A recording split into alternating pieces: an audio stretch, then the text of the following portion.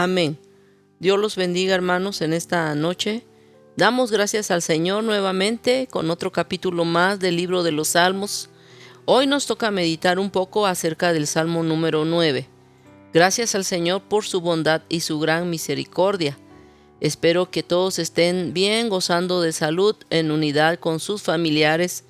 Y si alguno estuviere, hermano, en alguna adversidad, estamos con usted para ayudarle a orar. Solamente envíenos su petición y estaremos orando por usted.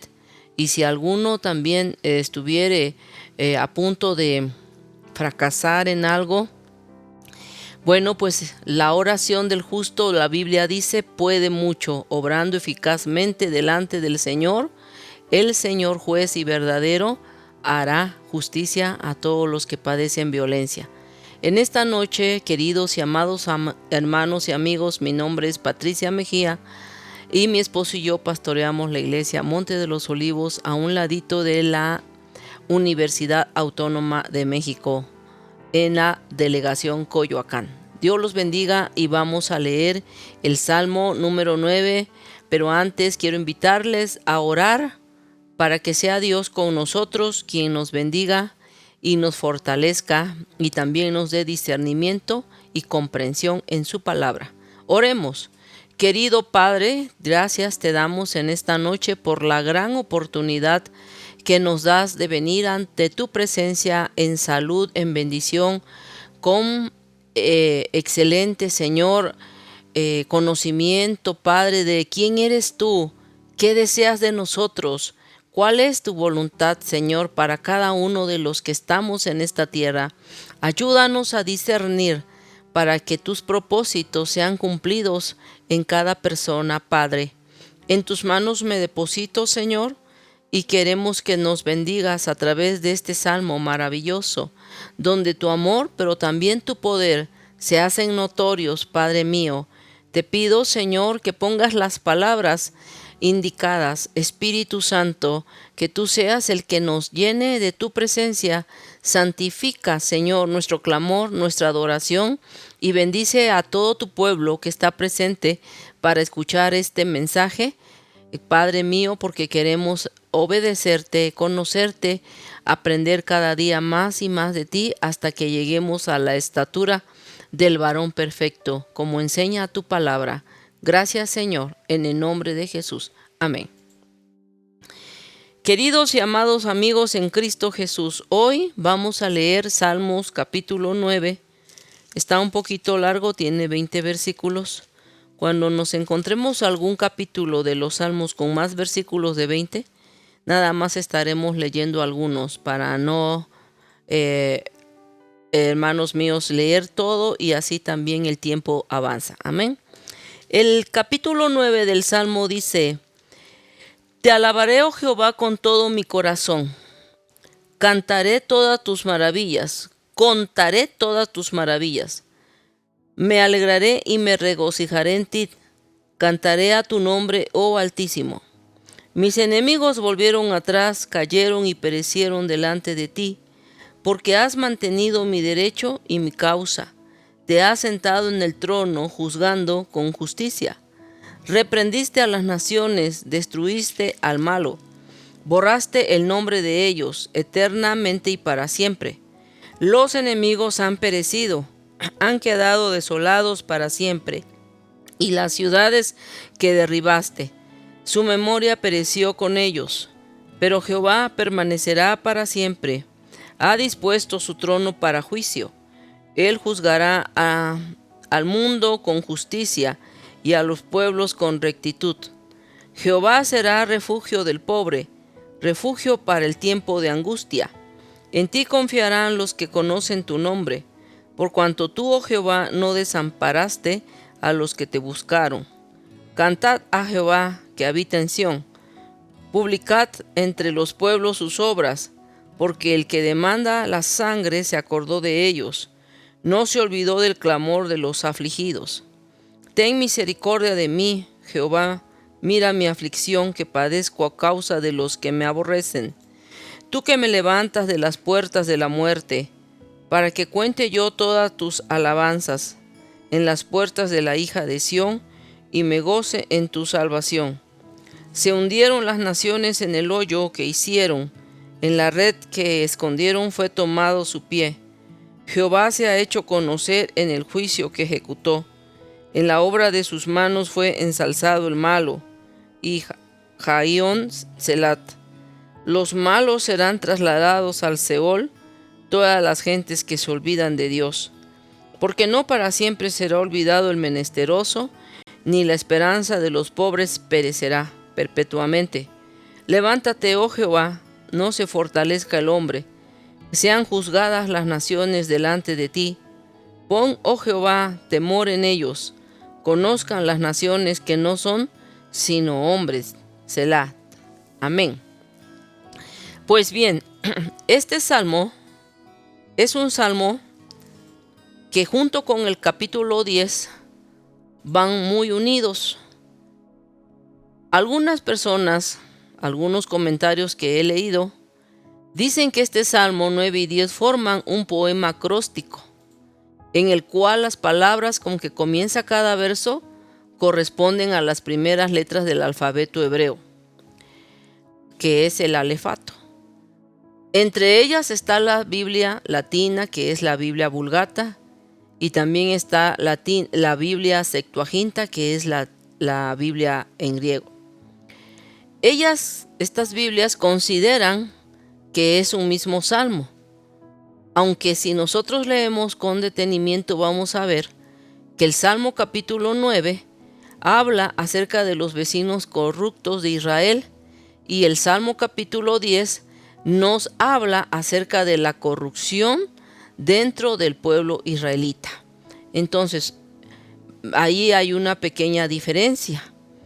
En el Salmo 9, nosotros vamos a ver que, como todos los demás salmos que hemos venido leyendo, es un himno de acción de gracias a Dios por su justo gobierno, porque Él es todopoderoso, porque es el salmo, ¿verdad? David habla acerca de cómo él vio que Dios lo defiende, mientras que el Salmo 10 es un lamento de lo que le estaba aconteciendo. Aquí la Biblia nos habla al principio del Salmo, antes del verso 1, dice también al músico principal sobre Mut Alaben, Salmo de David. Al músico principal sobre Mub-Laber. Mub-Laber significa hijo de muerte. Algunos piensan que se estaba refiriendo al hijo que tuvo David con Betsabé, aquel hijo que fue amonestado David por haber matado a Urías Eteo y haber tomado a la mujer de Urías para que fuera su mujer. Ella concibe un hijo y el hijo de esta concepción, Dios lo extermina, se lo lleva a causa de su pecado. Entonces, Laber, algunos dicen que, su significado es hijo de muerte, y algunos piensan que se refiere a este niño que nació de este adulterio.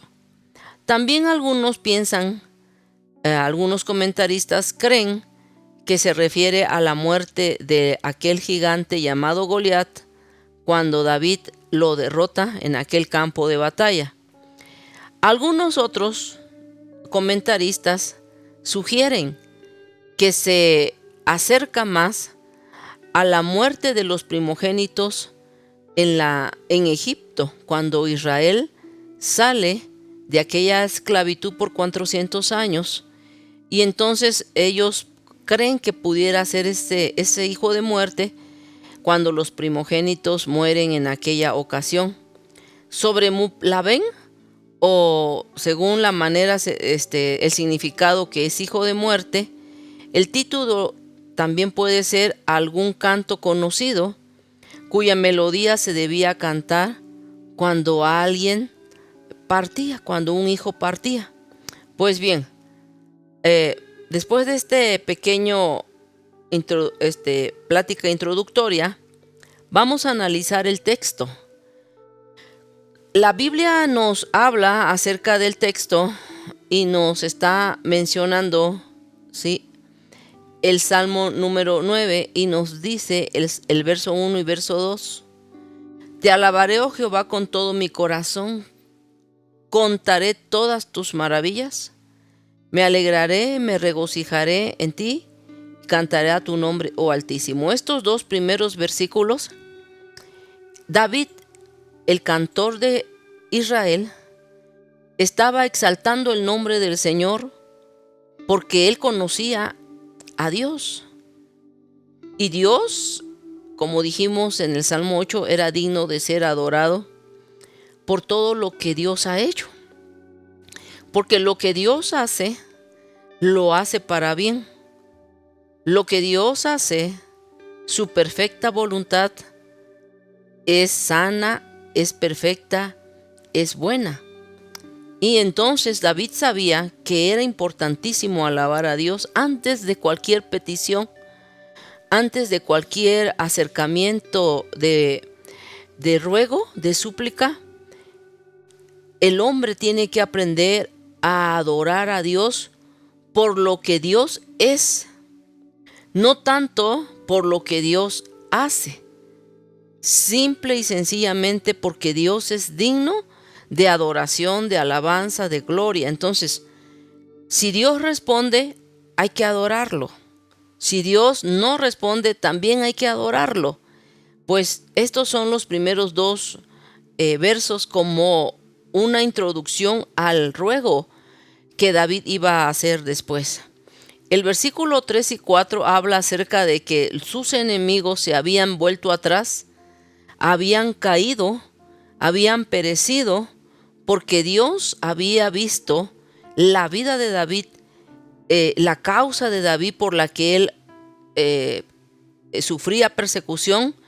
Y entonces David reconocía que Dios tenía el poder, porque Dios es el rey del universo, y lo asemeja a un trono, a un reino de aquí de la tierra. Y entonces le dice, te has sentado en el trono juzgando con justicia, porque David conocía bien los reyes de la tierra, los tronos de los hombres. Las naciones tenían reyes.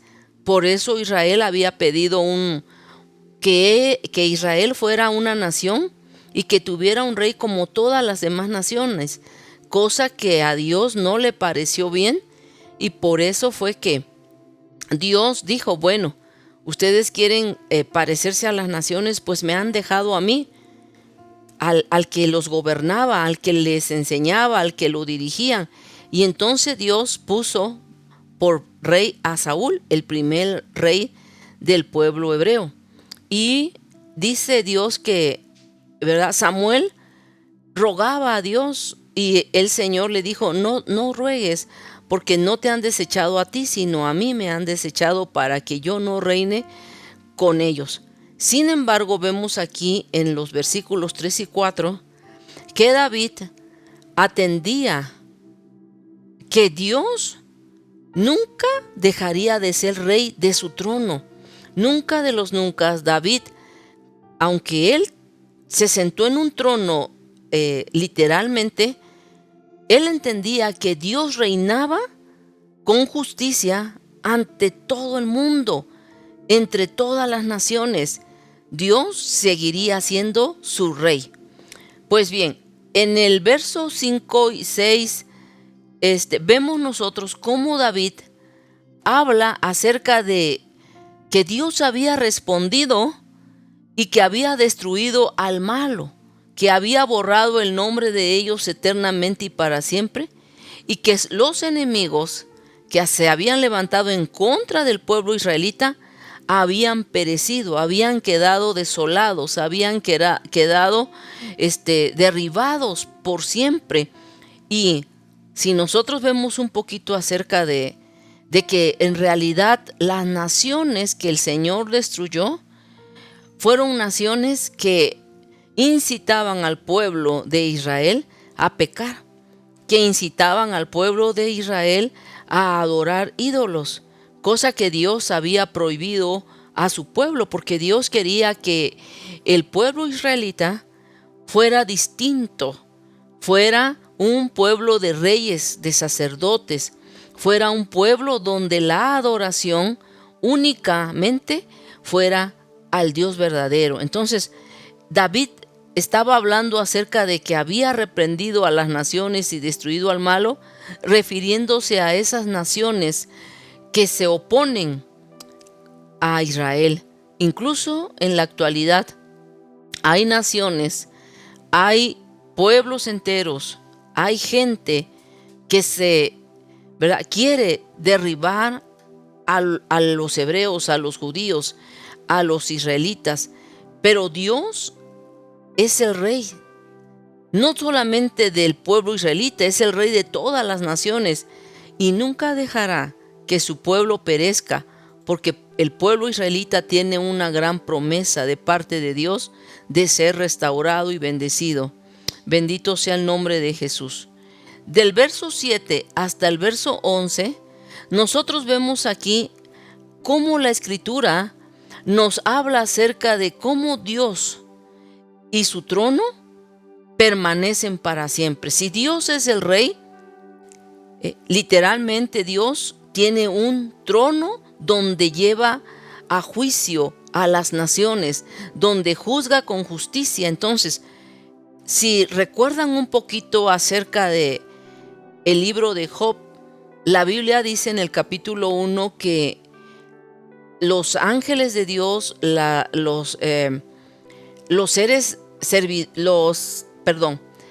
todas las personas se habían acercado a Dios para rendir cuentas, y que dentro de los hijos de Dios iba Satanás, y que Dios le dijo: ¿de dónde vienes? Y Satanás dijo: vengo de rodear la tierra, de estar alrededor de ella. Y entonces Dios en su trono le dice: ¿acaso no has visto a mi siervo Job, que es un hombre recto, justo? ¿Es un hombre perfecto?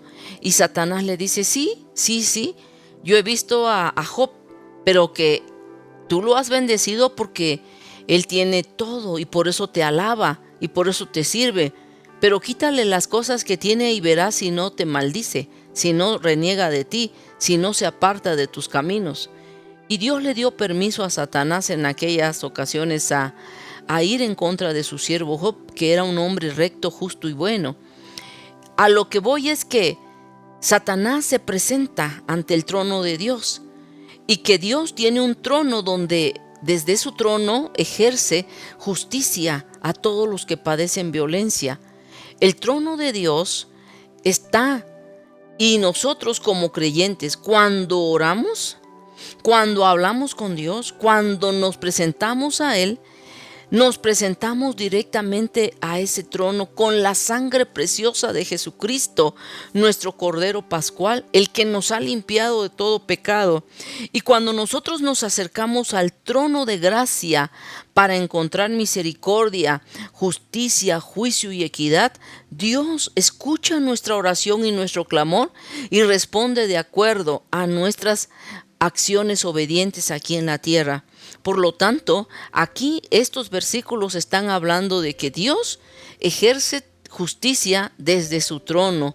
Jehová, dice, da recompensa al pobre, es refugio, es amparo, como dice el Salmo 91.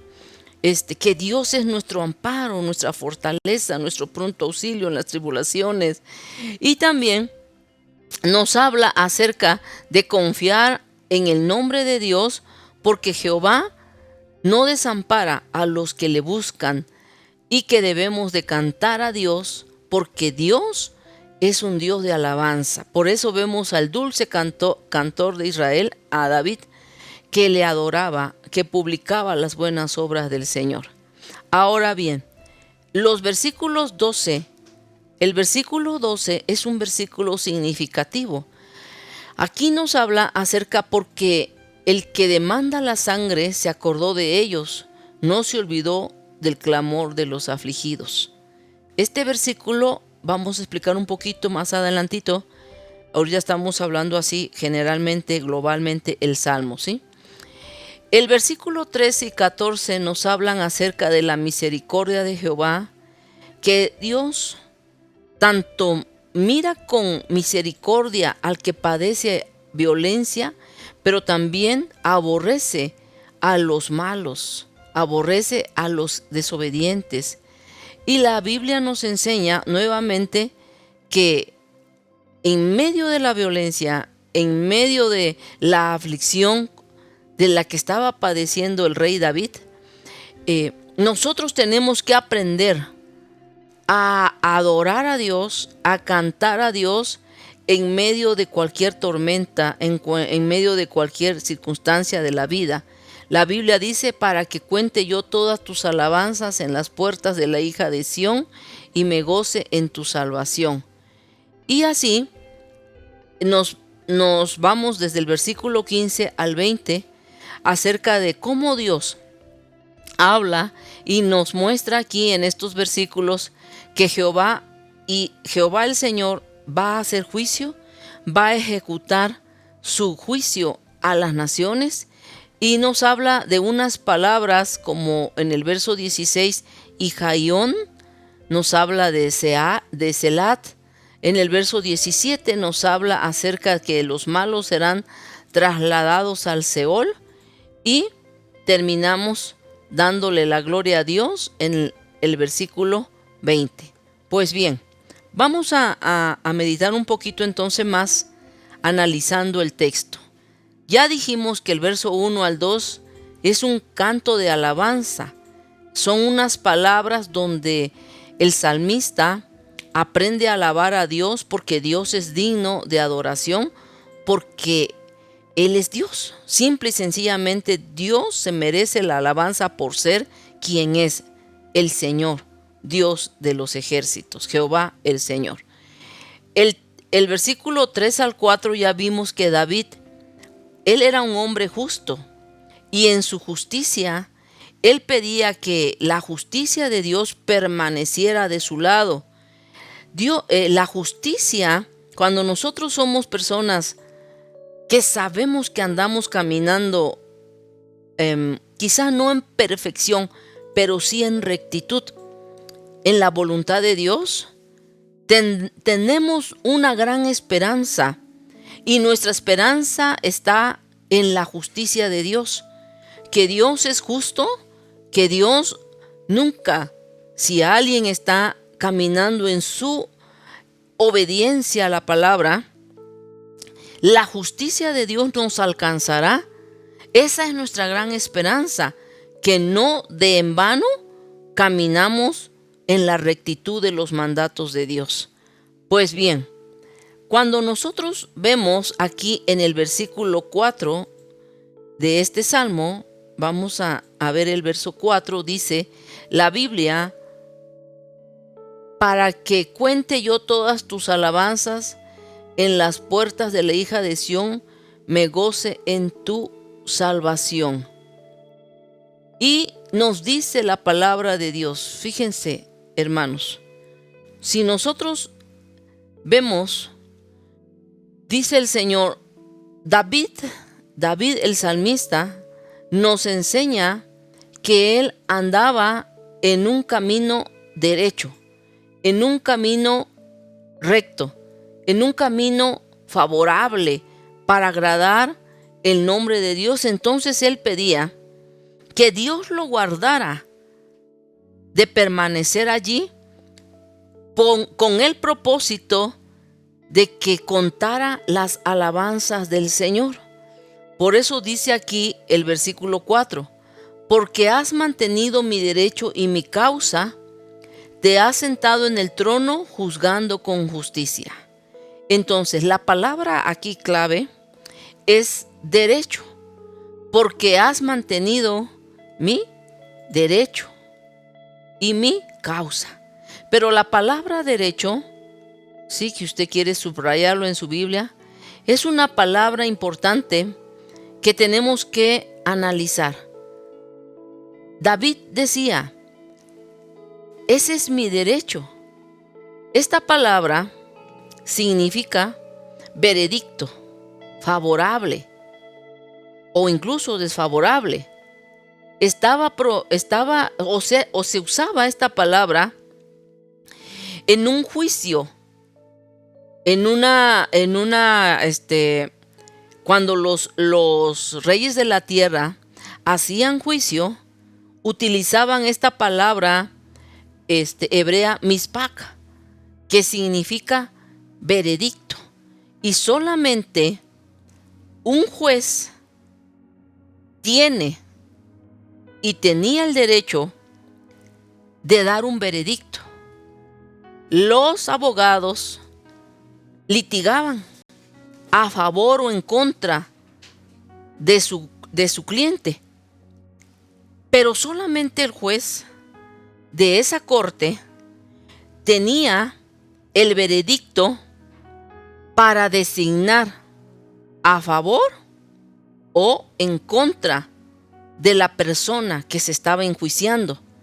Y entonces, esta sentencia o decreto que se daba formalmente a una persona, aún ahorita, en la actualidad, hay juicios así. Se declara culpable o se declara inocente a la persona, pero es el juez el que lo hace. Entonces aquí David le hablaba a Dios y le decía: Señor, mis enemigos se han vuelto atrás, cayeron y perecieron delante de ti. Vean la expresión.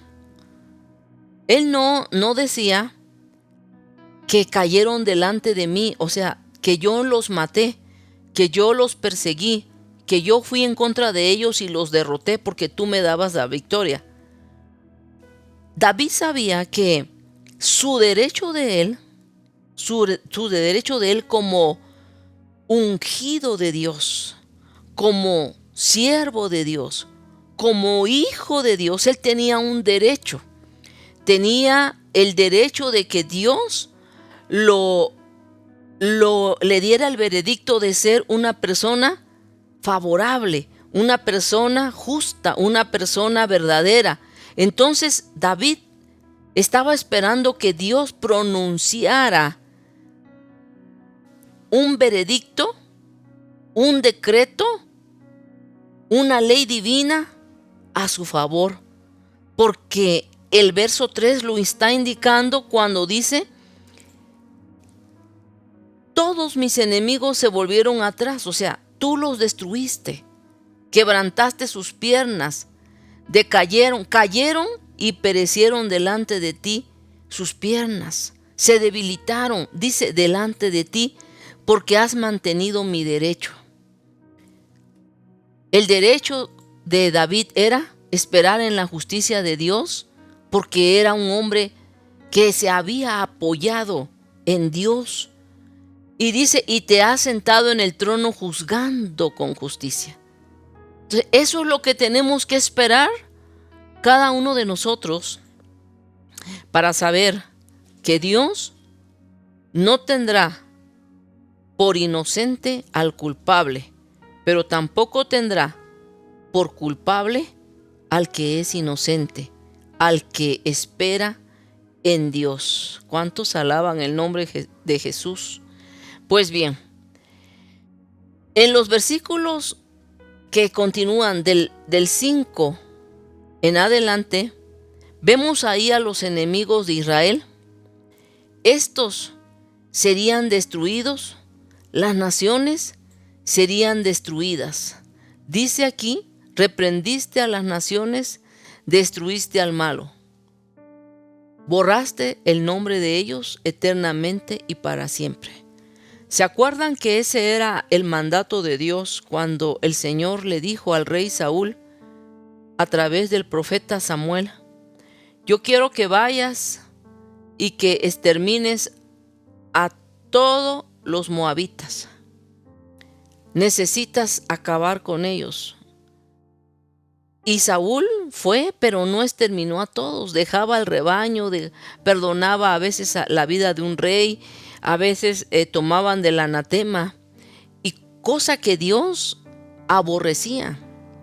Entonces, cuando David dice que Dios había reprendido a las naciones, es porque en verdad esas naciones deberían de ser destruidas, deberían de ser quebrantadas, porque por esas naciones el pueblo de Dios se apartaba de seguir las leyes y los mandatos del Señor. Y David sabía que los enemigos del Señor eran sus enemigos. Los enemigos del pueblo de Israel eran enemigos de Dios. Por eso dice que las naciones habían caído.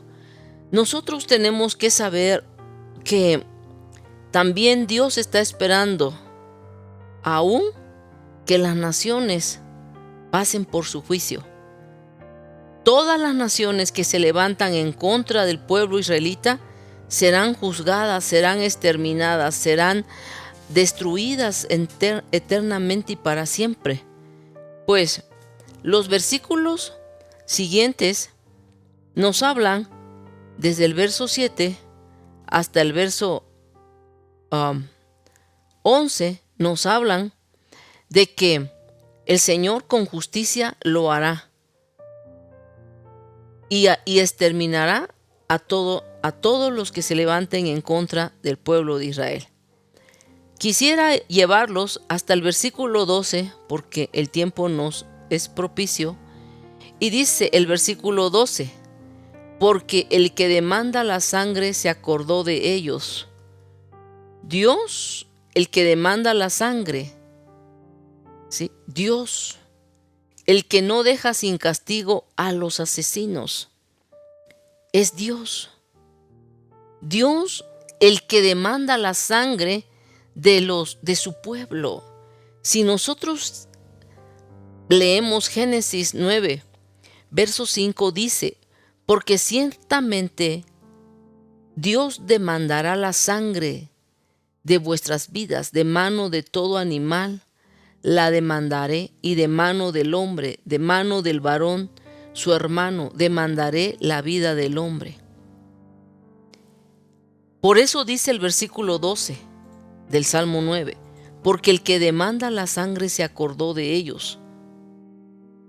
Dios demandará la sangre inocente de las personas que han sido muertas.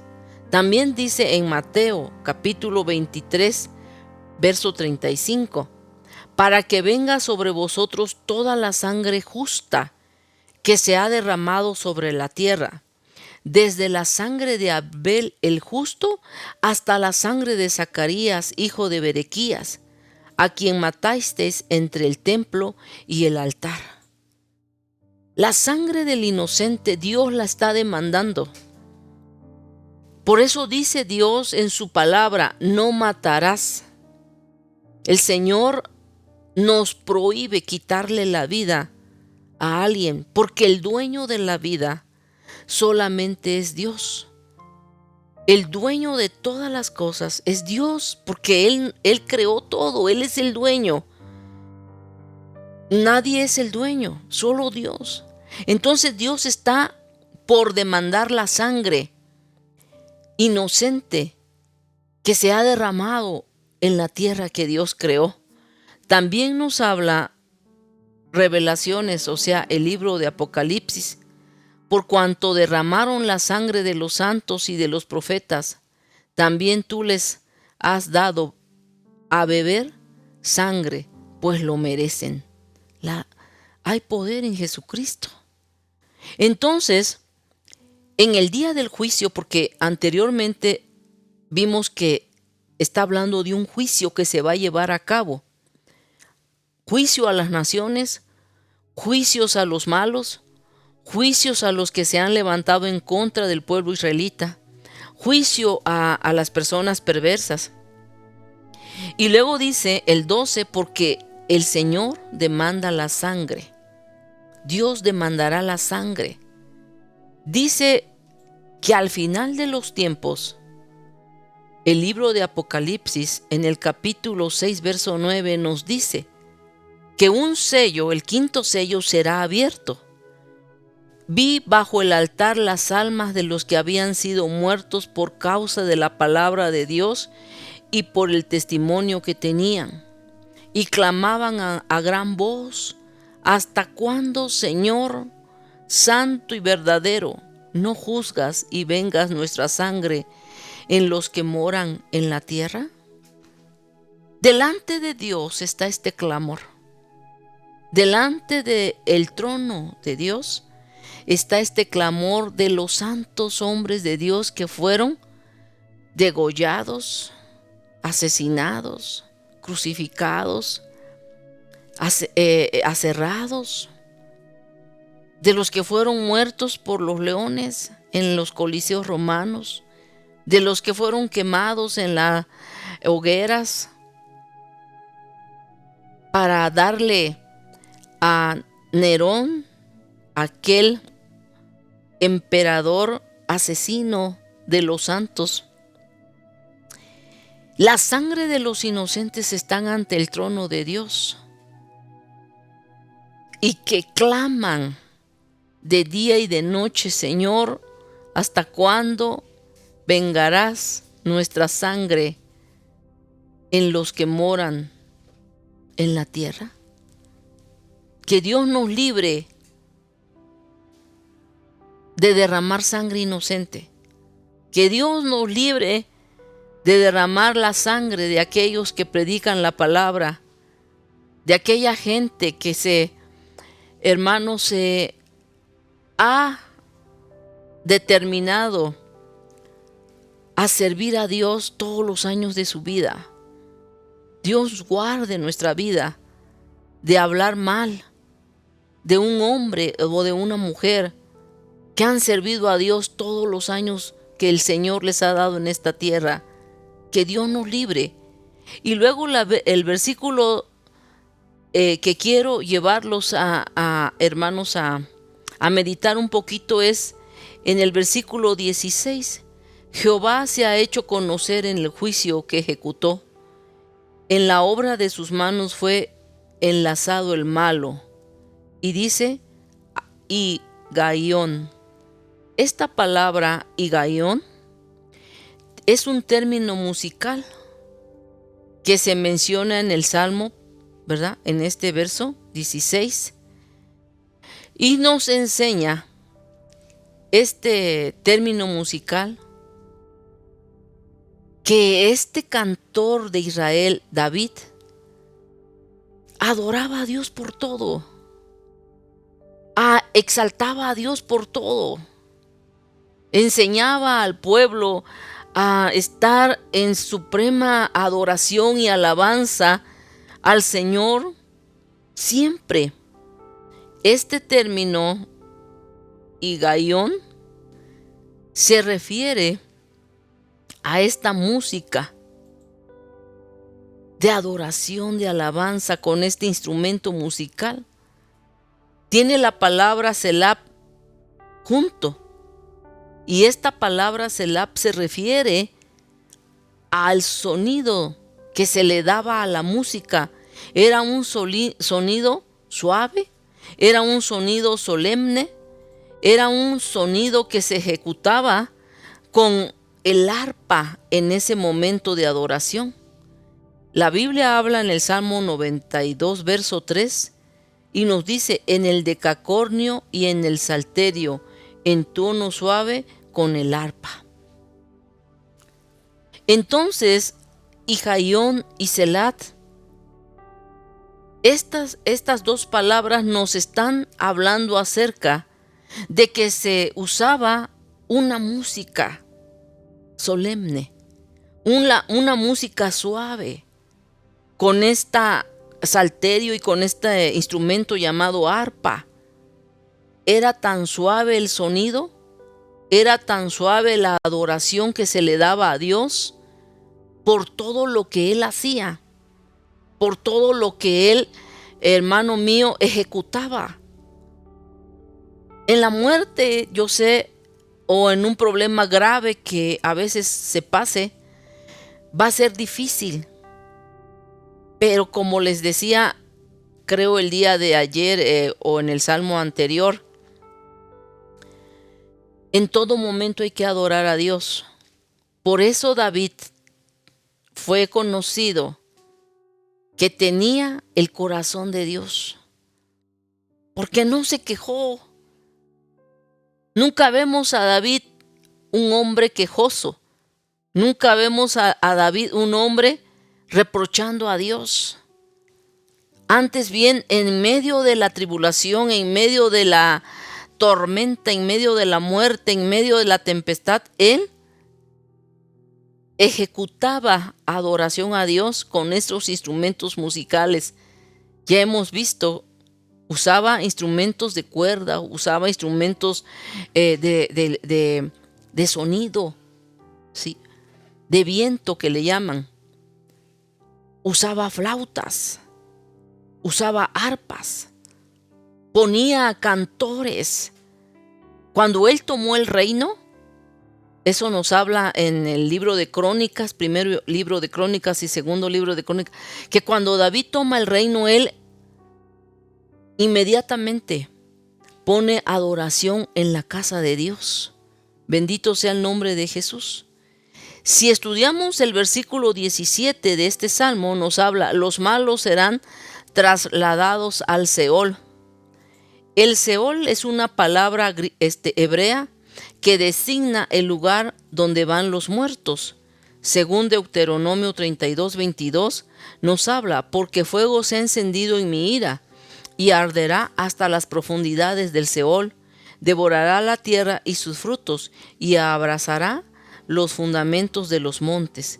Entonces, esta palabra que nos marca el verso 17, que los malos serán trasladados al Seol, se refiere a que ellos irán a la tumba, irán al lugar a donde van los muertos. El equivalente de Seol en el griego es Hades. Esta palabra se traduce como Seol en la Biblia, la Septuaginta. En algunos pasajes bíblicos parece que el Seol es el lugar donde van los condenados, en contraste con el cielo. Amós capítulo 9, verso 2 dice: aunque cavasen hasta el Seol, de allá los tomará mi mano, y aunque subieren hasta el cielo, de allá los haré descender. Entonces, el Seol tiene un contraste con el cielo, porque el Seol es un lugar donde van los muertos. Mientras que Dios dice que los justos heredarán el cielo. Bendito sea el nombre de Jesús. Y por último, el verso 18 al 20 nos narra: porque no para siempre será olvidado el menesteroso, ni la esperanza de los pobres perecerá perpetuamente. Levántate, oh Jehová, no se fortalezca el hombre, sean juzgadas las naciones delante de ti. Pon, oh Jehová, temor en ellos, conozcan las naciones que no son sino hombres. Y nos habla y nos dice Selat. Selat. Esta palabra de Selat denota el momento donde la congregación se arrodillaba, se postraba. Esta palabra de Selat tiene una connotación de alzar o elevar, ¿sí?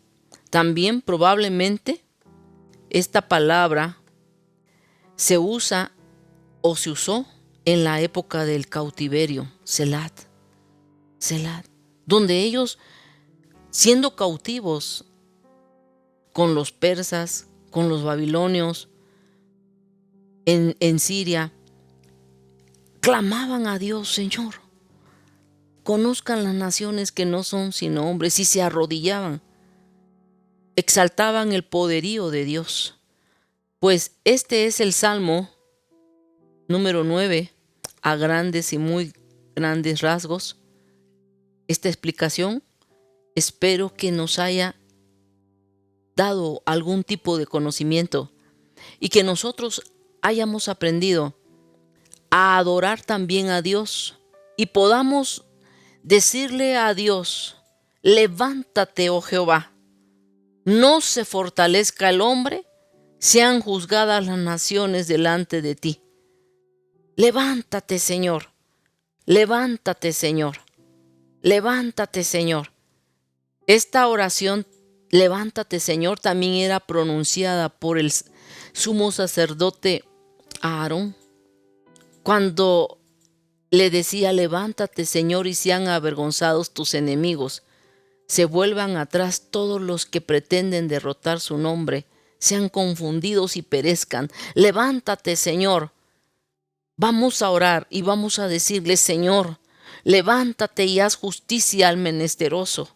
Haz justicia al pobre, haz justicia a la viuda, haz justicia, Señor, al que ha sido asesinado por causa tuya.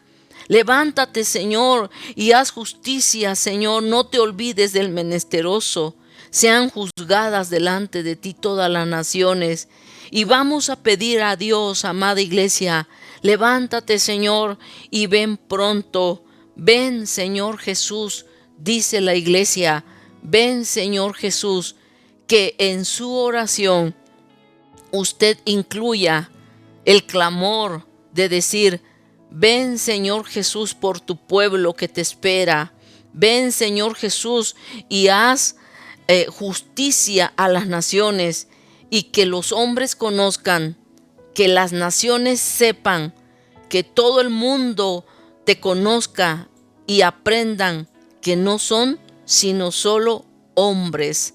Selah, Selah, Selah tiene la contonación de alzar nuestra voz, alzar nuestra súplica, arrodillarnos y postrarnos ante Dios. Hermanos amados, es una palabra aramea que denota cuando la congregación se arrodillaba al Señor. Que Dios bendiga la vida de cada uno de ustedes y aprendamos a orar de esta manera. Levántate, Señor, y hazme justicia de mi adversario. Levántate, Señor, y salva a los niños que han sido violados, que han sido muertos, que han sido, Señor, abandonados por sus padres. Señor, levántate y haz justicia a los que padecen violencia. Oremos, querido Padre, en esta noche te adoramos, Señor. Y juntamente con este salmo, Dios mío, clamamos a ti, Señor. Levántate, Padre, y haznos justicia. Haznos justicia, Señor. Haz justicia a las naciones. No te detengas. Ven pronto, Señor Jesús. Ven por tu iglesia que te espera.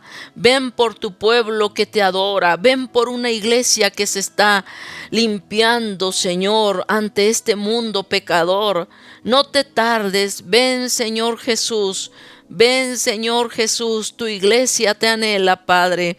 Te pedimos, Señor, por todas las familias de la tierra, aquellas que han sufrido, aquellos pueblos que han sido quemados, aquellas iglesias, Señor, donde tus siervos han sido muertos, Señor. Haz justicia, Padre. No te detengas, Señor, y ayúdanos, Padre, a considerar tus caminos para obedecerlos, Padre.